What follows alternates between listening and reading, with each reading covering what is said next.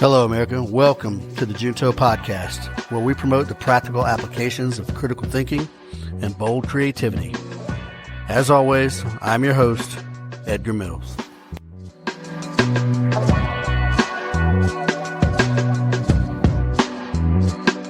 Hello, America, and welcome back. Thanks for listening to episode 7.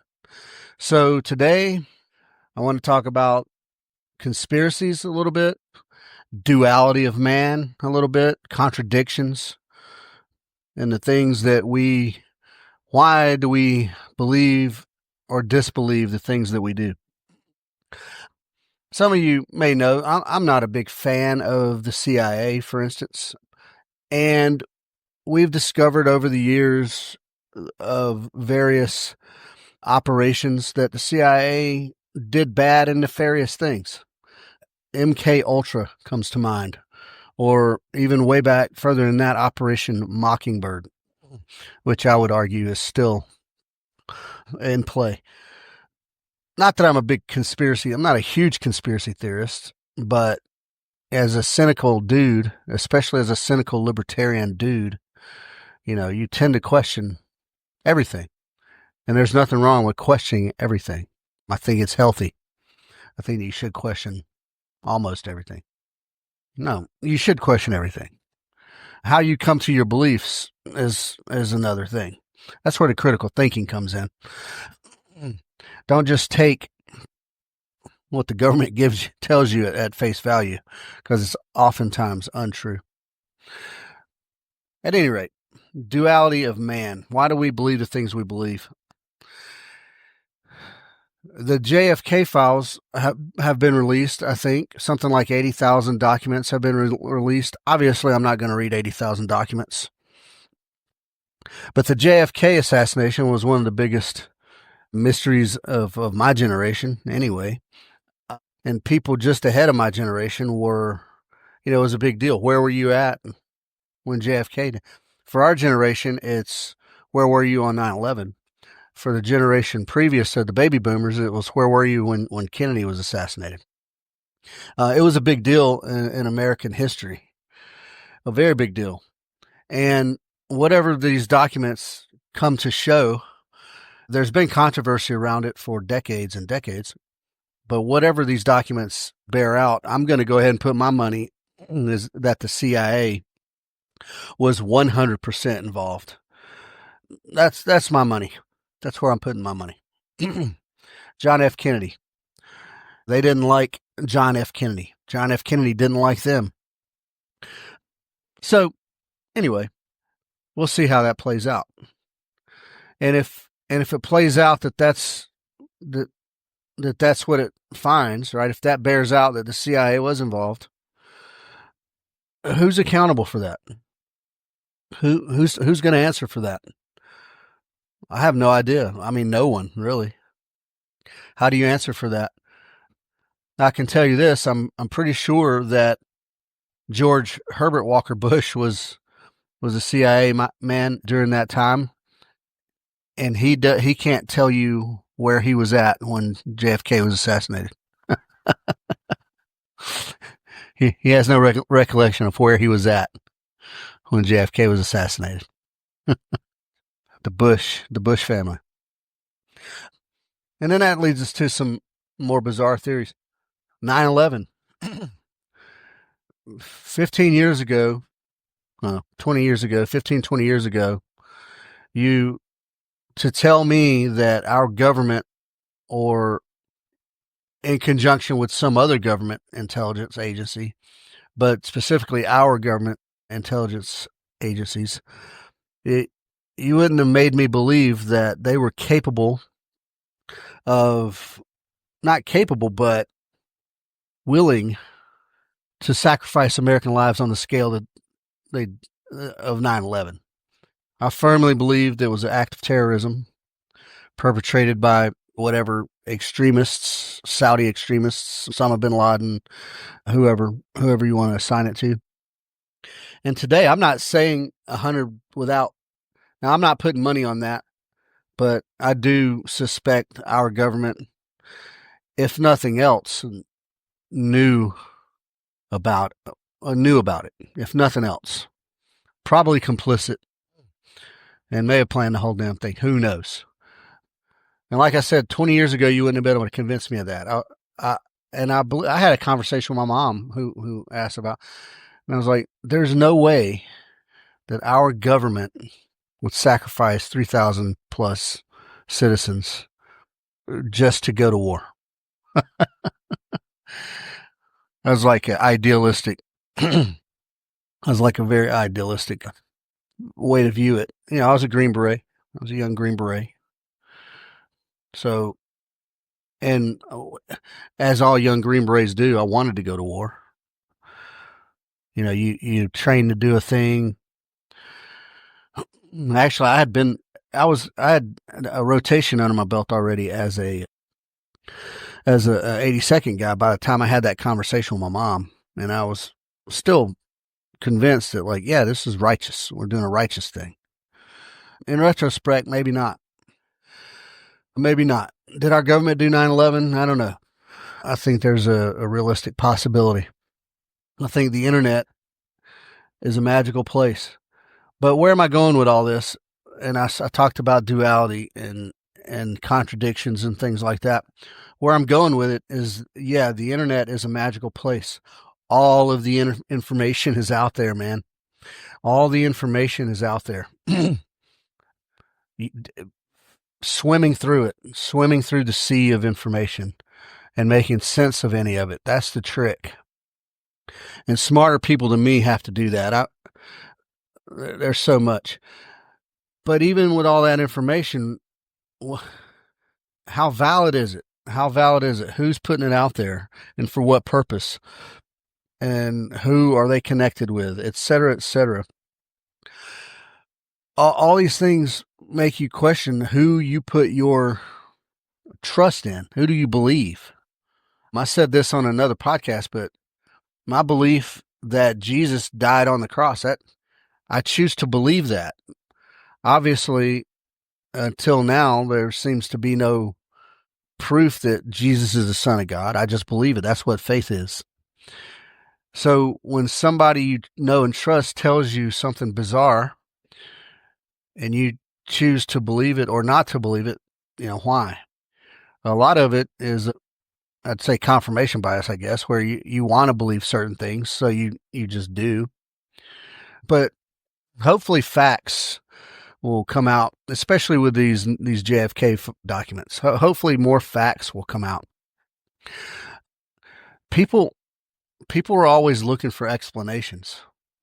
The problem with most people, the masses, is that you will take the simplest explanation or the one that's just handed to you, the easiest, right? You'll take the simplest path of least resistance. Yep. Saudi terrorists flew planes into the World Trade Center. Oh my God.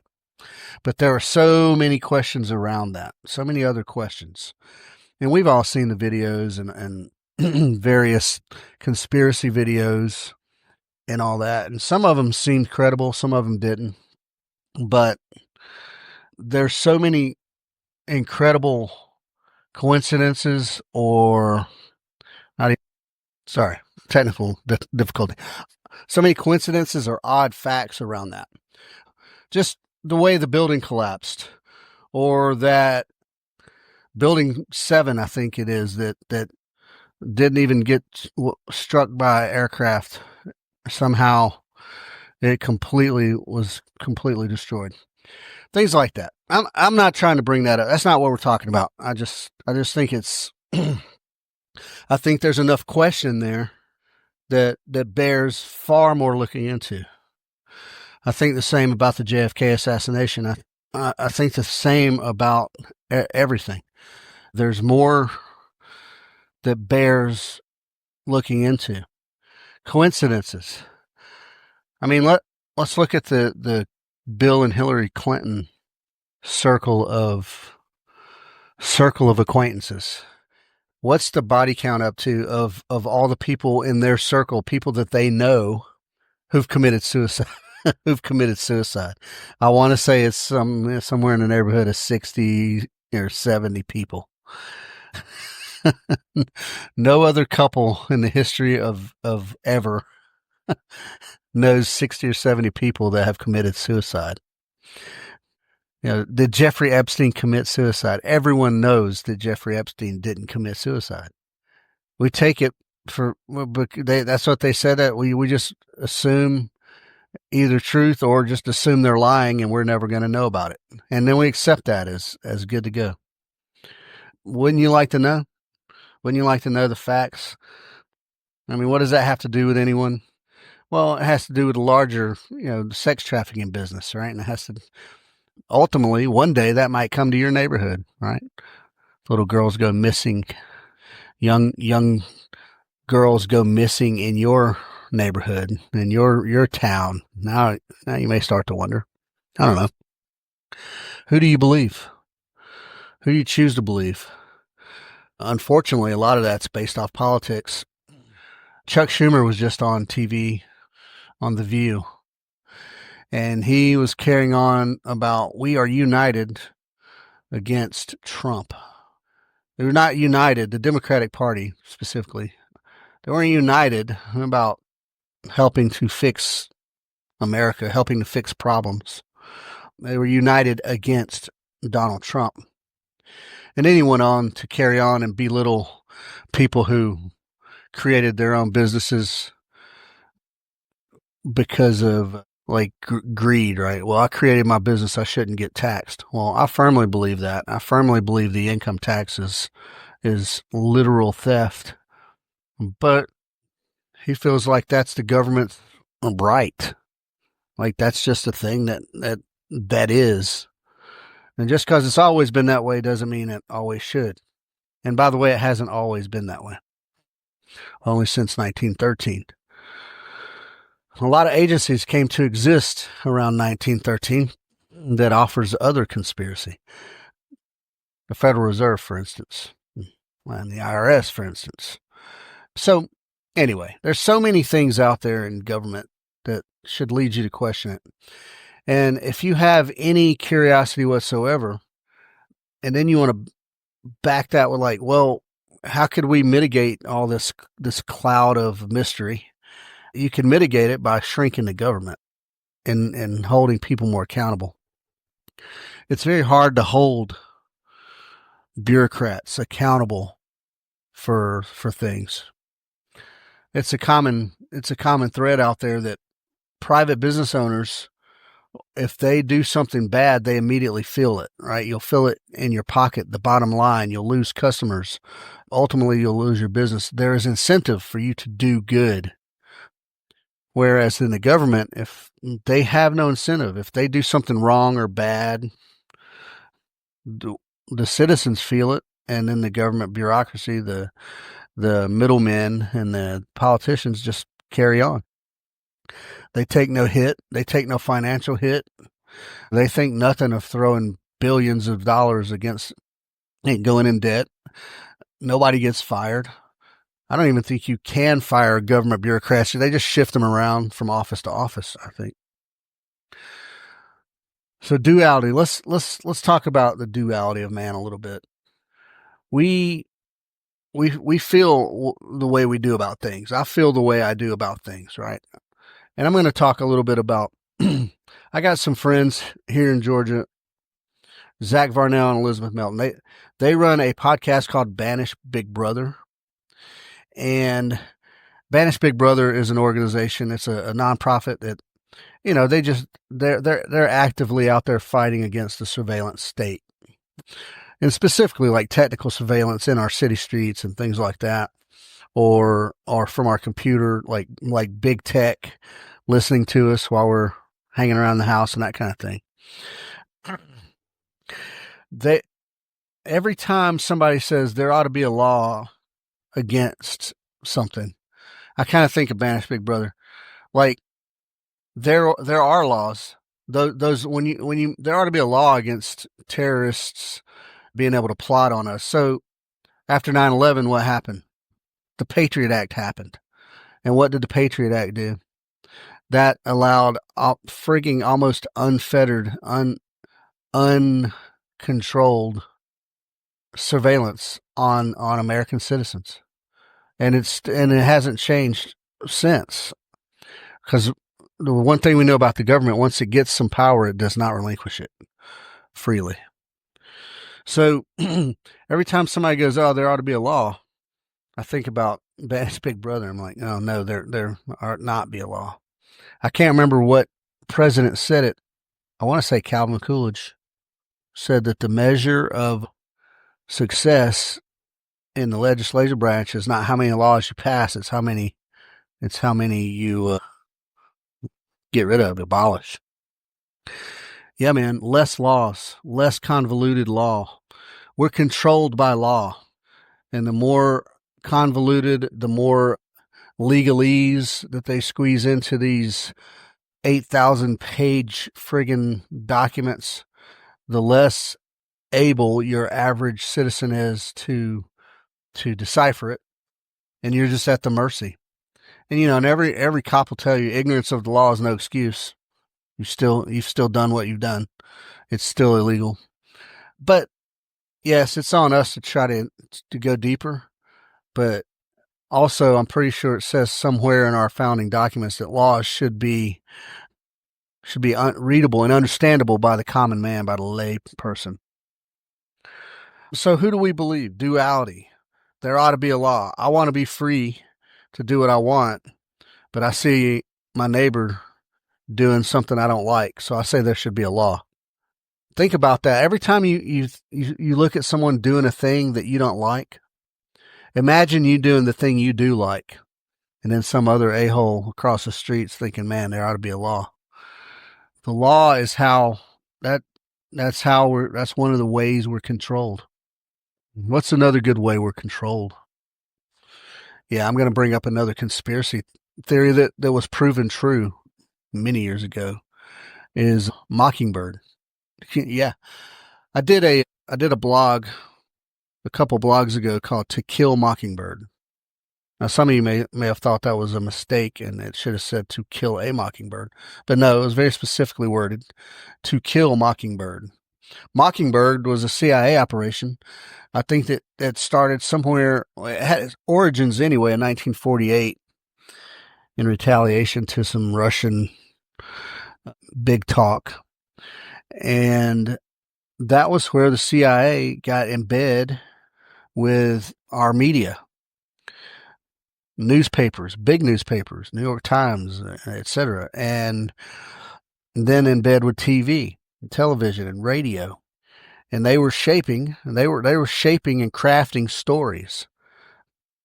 These days they call that operational preparation of the environment. That's what they were doing. They were preparing the environment, and they were doing it via very controlled propaganda and very specific propaganda. And that went on at least. Now, I would argue that Operation Mockingbird is still a thing and it's still happening. Just look at any mainstream news media. Look at MSN. MSN, you can't with a straight face say that they deliver unbiased news. They don't. And on the other hand, some people would argue Fox or whatever. I don't watch any of them. So, well, I have watched both of them, but I don't regularly. That's not where I consume my news, is what I'm trying to say. So it's very simple. You can look at that right now and be like, yeah, that's government propaganda. So I would say Mockingbird still exists. Now, it went on at least through the 70s. I think of the famed Woodward and Bernstein, the guys who broke the Watergate scandal. I think Bernstein, he did a report, and his report, and this was maybe in 1975 or so, and it said like there were at least over 400 media personnel or personality who were CIA, either CIA employees or assets. That may not seem like a lot, but think about that. That's plenty.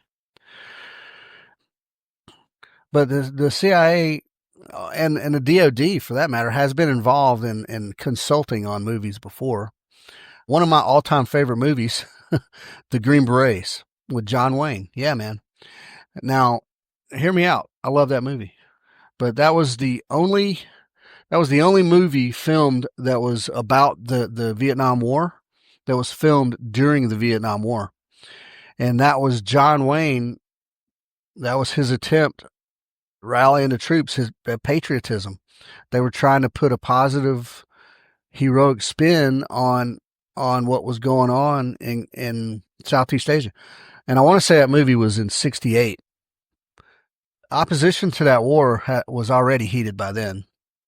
So they were trying to put a very patriotic spin on that. In fact, some of the actors that played in that movie were originally opposed and didn't want to be in the movie because of that. But at any rate, so that's just one example. And I don't know if that was John Wayne's. It was a movie made after a book by, I think, Robin Moore. So it was made after a book. It wasn't just a complete fabrication. And I thought, though it was kind of campy, their patrolling tactics and stuff, I thought it was very, very good. There were real Green Berets in the movie, real paratroopers. They were down at Fort Benning, I think also at Fort Bragg and Fort Rucker. So yeah, it was a very patriotic move, but still, the film itself was 100% propaganda. 100% propaganda. So anyway, lovely film. I loved it. What's some other films I think that the CIA may have touched? There's a movie called Parallax View from the 70s. I don't know exactly when, probably mid-70s. Parallax View. And it had Warren Beatty in it, back when he was sexy and like big talent in Hollywood. And that movie was, even though they didn't talk about the CIA, right? It was about a front company that kind of recruited assassins. And essentially they used these assassins to kill up and coming politicians that were either independent or, that looked like they were going to be some kind of problem for the sort of deep state. I think through reading about Mockingbird, that might have been one of them that I think maybe the CIA probably had a hand on. And what about Zero Dark 30? Now that you can say that movie was a little bit gritty, I guess. They showed some torture stuff, but really though, they romanticized it a little bit. Like the guy who was getting tortured, he was getting tortured, but I think they soft shoed that one, guys. Do you guys think that? I think they soft shoed that one. And then the agent, the case officer, the female lead, like she was the lone hero of the movie, when in reality it was a whole team. So that was early. That was early, pushing DEI before DEI was a thing.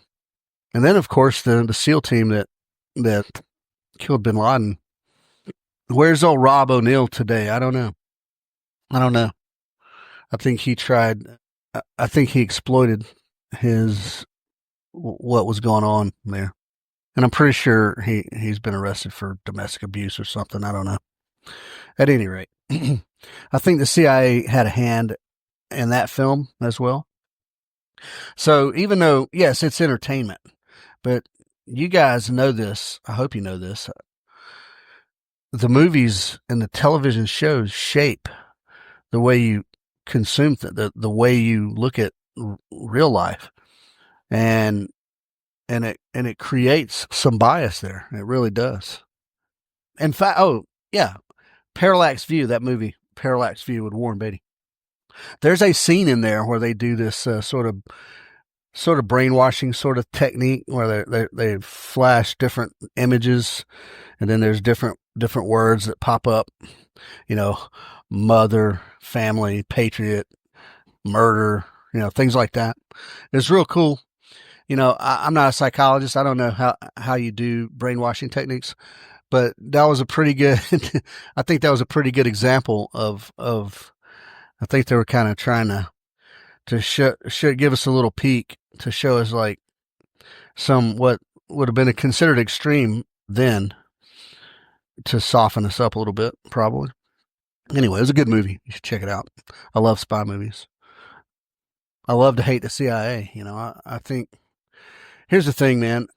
There are heroic dudes in the CIA, in the special operations, and everything. Individually, right? Dudes who will go out and sacrifice themselves for what the greater good is. I mean, at what point do you start questioning the greater good? I find that older, soft guys, the older you get, the more you question. And some guys go exactly opposite. They retire, and they stay in service of the country, and they're sold 100% for whatever reason. They don't want to see, or they write it off as just a small segment. I mean, is the whole of the U.S. government bad? Probably not. I mean, I'm sure there's so many good humans. I know many of them. So there's just so many good humans that work in the service of our country, and it's a shame that they get crapped on by the politicians who will bend and twist and undercut for their own personal gain, or for the gain of their secret society, or whatever it is, you know. So that's a shame. And for these smaller people working within the government who are up and comers in those little secret organizations, who are trying to shape their own way into the elite of the elite, you know, F you guys. So yes, kudos to the warriors who go out and do the thing, the war, right? The actual warring, because these people sitting in office don't do it. But F you if you're a warmonger, right? If you're looking to get into the next war. I was listening to Ian Carroll talk about the war in Afghanistan as it related to the opium production, and then it compared that to the war in Vietnam as it related to opium production. And when you start to put those kinds of things together, it starts to make you question, you know, a lot of stuff. You guys remember Air America? That was also a movie, and it was okay, but the CIA had a front company, an aircraft transportation company, where they were delivering, you know, cargo goods for allegedly humanitarian purposes, but the reality was they were muling drugs across Southeast Asia, among other things, sure, and weapons and things like that. And all that stuff came out later on, and it was all true. So all the things we think we're doing that's good, when we look back on it, was it good? Now, if you look at it from an individual perspective, were my intentions good? Like as an individual? Yeah, sure. But when you look at it as a collective, you start to see that things are a little effed up. And that's too bad. You got to choose who to believe. It is not unpatriotic to question your government, to question the legislators, the representatives in office, because a lot of them up there doing bad stuff, man. It's not unpatriotic to question them. In fact, it's patriotic to question them. If you want to talk about being in the American spirit, America was born of rebellion and questioning the delivered narrative, and also taxation without representation. So don't fear being labeled as a conspiracy theorist because you're questioning things. You just have to vet your sources a little tighter. You have to vet your sources a little tighter, and then you have to kind of have corroborating evidence. And there's plenty of it for most of these things. Yeah, plenty of it. Who do we believe? Who do we believe? Duality of man. So let's get back to Banished Big Brother. Speaking on conspiracies, is there conspiracy at the state and local level to surveil U.S. citizens 24/7 outside the house and inside via your computer, via traffic cameras, via the flock cameras, and all these things?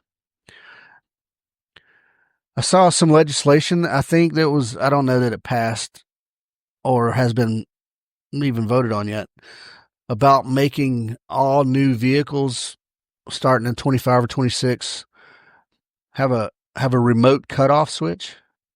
What? And a remote cutoff switch, but then I think Ford was talking about doing a thing where they could remote command the car to drive like back to a designated spot, like back to the dealership or something like that. Who thinks that's a good thing? If you think that's a good thing, please hit me up, Edgar Mills at ospreyshootingsolutions.com. If you think that's a good thing to have remote cutoff or remote control of your vehicle. I have a 73 Ford F-250, and now I have a 2014 Land Rover Discovery, or LR4. I don't think the LR4 is in danger of ever being, I don't think it's new enough to have like secret trackers and crap like that on it. I tell you what, old Black Betty, the F-250, yeah, that's old school. She ain't getting tracked by nobody or getting cut off by nothing. But why would you have that? Why would that be a necessary thing? What is the justification for that, for having remote cutoff or remote control of the vehicles on the road? Well, paranoid people think because ultimately they're just going to cut off the cars and we're going to be stuck and we're not going to be able to travel unless they choose designated time and space that we are allowed to travel. And that's dystopian, I know, but I don't think it's too far off. These cameras and so here in Georgia, there's been a lot of lawsuits against these traffic cameras in school zones. Now, a lot of people, that sounds good on the surface, doesn't it? Hey, let's put traffic cameras in the school zone so people slow down so the kids are safe, But these cameras are tracking people and taking photo even when it's not school hours, which they're not supposed to do that. These traffic cameras are not being controlled and monitored by police departments. It's the third parties. I think one of the ones that I heard about in a conference I sat in, I want to say the friggin' third party was in Canada or somewhere. And they were the ones collecting, like the police department got a cut of it, and then the monitoring company got the bulk of the money. So it's for profit policing now. You guys, most of the Democrats, I mean, are we do we like for profit policing? So the Republicans, you people out there who live out in the land, whatever your right or left, yes, of course we want kids to be safe. Throw some goddamn speed bumps up. That'll slow cars down. Do we want to be photoed and billed via the mail with some instructions? Oh, if you want to fight this, you can go to whatever place, 6 months from now. What about facial recognition? What's the goodness and the badness of that? How many of you think that is more value or more good than bad? How many of you think that there's more benefit from facial recognition technology than bad? Now, again, they're going to use, it's for safety. It's going to make you safe. We're going to minimize crime by using facial recognition. I beg to differ. I know all the airports have it these days. And what's the last Arab country I was in? Either the UAE or Saudi Arabia, somebody, man, it's full blown facial recognition. You guys stand in front of the scanner when the whole works. and they got you, man. They got your face. They get your prints. They get your eye. I think did I have to do an eye scan? I'm trying to remember if I did an eye scan or not at one of these airports. It's crazy. It's absolute craziness. Facial recognition. What's the benefit of that? So all this technology, the benefit seems to be for policing. Well, don't you want to police the bad guy? Don't you want to make it a safer? No, man, I don't. I'm just going to tell you now. At the expense of my freedoms, I do not opt for safety over freedom. And I would hope that most people in my circle feel the same way. I know they do. I want many people in my circle feel the same way. I opt for individual liberty over mandated safety. And then the next question is always, what about the kids? What about the kids? I'll take care of my kids, my grandkids. You take care of your kids, and then all the kids are taken care of. Well, what about the people that don't take care of their kids? Well, the government is not meant to be a nanny. It's not meant to be a babysitter. It's not meant to be a daycare. And for those of you who are the hot topic of the day, is that I want to say that Trump just signed a executive order banning the Department of Education. Now, a friend of mine who we have slightly different political beliefs, he just posted something that said Trump signs an unconstitutional executive order banning the Department of Education. And my question is, what makes it unconstitutional? The Department of Education was never in the Constitution. It was created via executive order by Jimmy Carter. So if he could constitutionally create an executive order, creating it, how is it unconstitutional creating an executive order dismantling it? And especially for the Department of Education, to me, it comes back to what? Centralized versus decentralized. For the American public, decentralized operations is the way to go. Community-based education, community-based policing, community-based freaking everything. Why do we need the federal government either mandating, dictating, or controlling funds to pass out to whoever's compliant? Why do we need that? Why is it better for the federal government to have oversight on education and not your county? Well, what if the county does something unconstitutional in school? Well, that's what the Supreme Court's for, my fellow Americans. The Supreme Court handles those things. So if you think something unconstitutional is happening in your school, you go to the Supreme Court, take a good argument. Supreme Court will weigh in on it and judge one way or the other. And then there you go. You abide by it. The problem is people think their problem, whatever the outcome to their situation is, that should be the outcome for everyone. This is the only right outcome. So they try to make it a law for the nation. And I got news for you. North Dakota does not operate on the same parameters as New York. Right? There's different dynamics. We don't need a federal overlord in any of our lives, in any aspect of it. And what else does the Federal Department of Education, what else does that lend itself to? I was talking about surveillance, right? Well, what about surveillance in schools?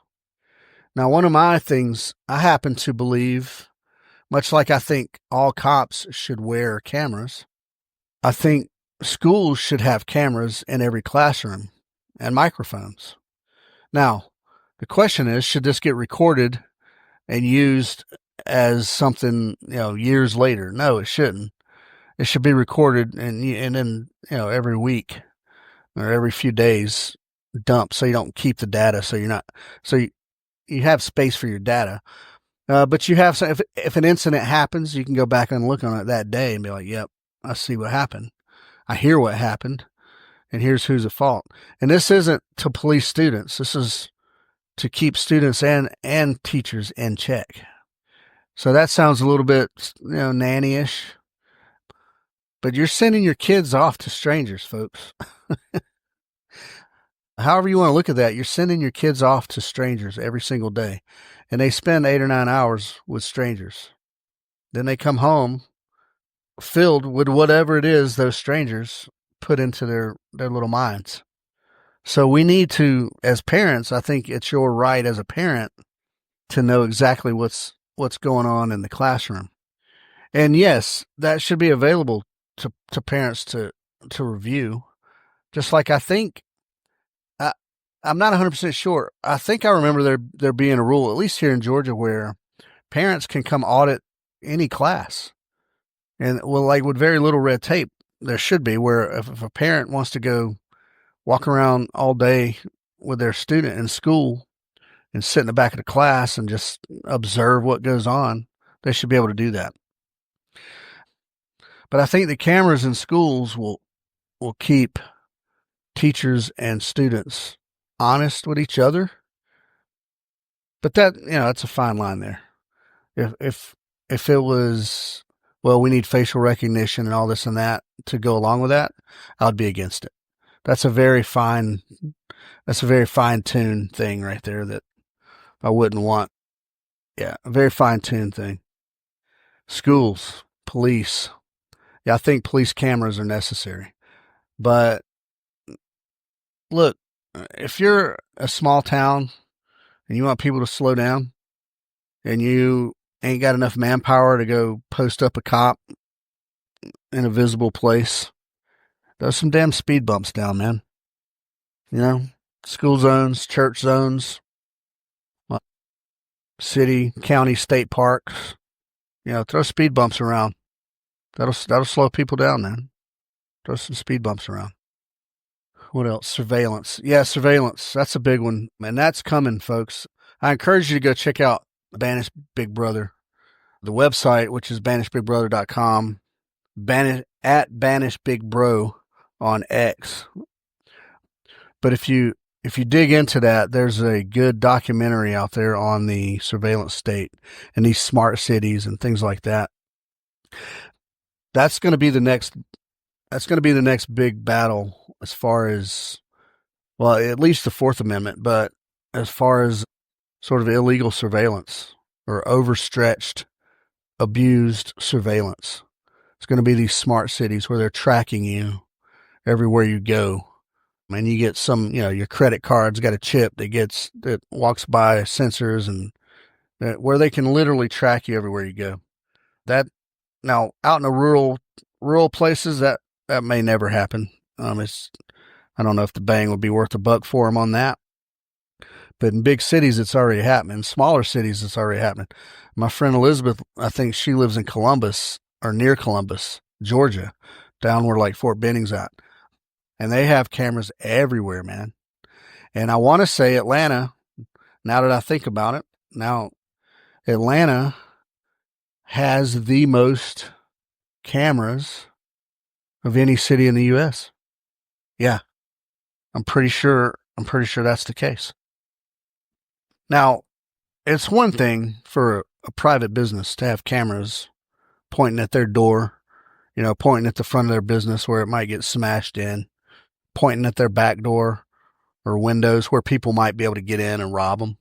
That's one thing for a private business to do that. It's an entirely another thing for a business to have external cameras that are facing out into the street where they can monitor just the general public and then track that information and hold that information. That is simply unreasonable search and seizure. That is all that is. It's unreasonable search. Without a warrant, there should not be any surveillance, period. Well, your phone calls, all the data that you click on your computer, that stuff's being tracked. It's being held. It's being stored, and it's recallable. Now, we don't all have our own special little NSA agent. You know what I mean?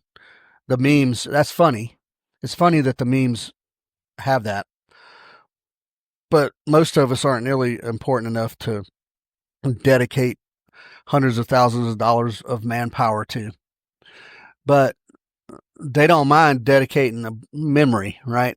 Space in their database to collect up all your shit and then use it against you at a later date with no warrant or no just cause or probable cause.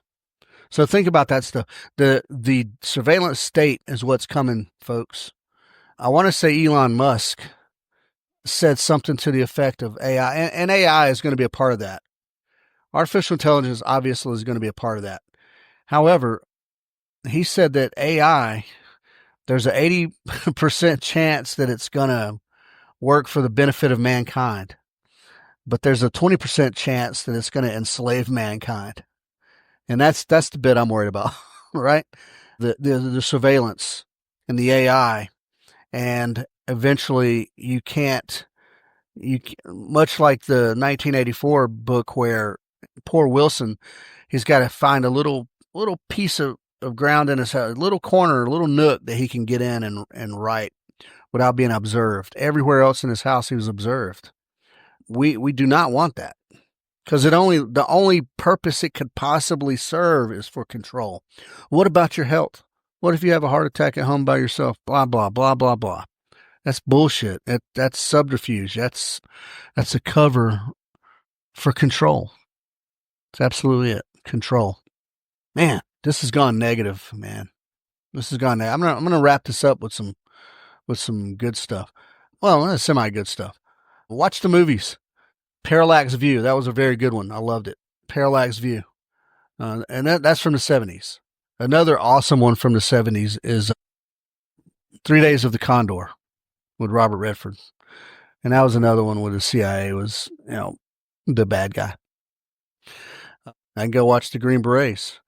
When I was an E8, it's times I would every now and then I would be asked to sit on a board for a promotion board for like E5s or whatever. And I would always have a list of, pretty solid questions. But my very first question was if you could tell me the name of the platoon sergeant or the team sergeant on the main team there and the Green Berets, if you could tell me the name of the team sergeant, I have no further questions. So if you think you know the name of the team sergeant, hit me up. The Green Berets, awesome movie. What's some other good movies lately? I tell you what, I did a review. The Patriot. It's an Amazon series. I did a blog on it. It was just a sort of a series review because I've been telling people about it forever. And once I discovered it through I think my friend Timmy turned me on to it. Once I discovered it, man, it's one of the most brilliant shows in existence. And if you haven't read the review that I wrote on it, oh man, go watch it. It's only 2 seasons.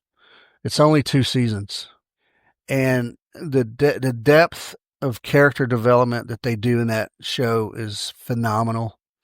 And you genuinely feel every character in that show. You genuinely feel what they got going on, especially the main character, John.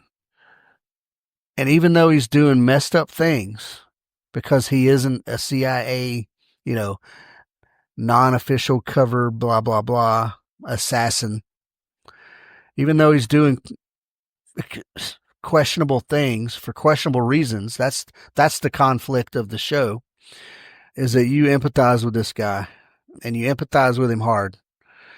It's a brilliant show. The Patriot on Amazon. You have to watch it. And if you do watch it or you have watched it, please hit me up, man. I want to hear your thoughts on what you thought was just really, really good. What were the really, really good parts? Because it was all good. The interactions with all the characters, the characters themselves all had such, man, realistic but rich backstories. God, anyway, I could go on and on about it. I could go on. Even the bad guys. Holy cow. Even empathize with the bad guys. So, anyway, I'll leave you with that. The Patriot on Amazon. Go watch it. Check it out. Other than that, be thoughtful. Think critically. don't take information at face value. Go back it up with some other sources. And other than that, on your daily journey, have good manners and be kind to people. Whether you disagree with them or not, have good manners and be kind to other people. Don't let politics of all freaking things be the thing that is the barrier to a potentially beautiful friendship. Yep. All right, folks. Check us out, ospreyshoesolutions.com, 2teamguys.com, and thejuntopodcast.com. Check us out. And then, as always, get out here and train. We got things coming up in April. We have OSS the Green Beret Challenge, and then we have the Special Mission Skirmish at the end of April. And then we have land navigation on the 2nd, 3rd, and 4th of May. Land navigation is a big one. It's a good one. It's awesome. Go to 2teamguys.com to check that out. And as always, reach out to me for questions, suggestions, arguments, whatever you got. Reach out. I'd love to hear from you. And if you know anybody you'd like to get on the podcast, let me know, because chances are we can get them on the podcast. All right, good people. Thank you for listening. Take care. I love you all.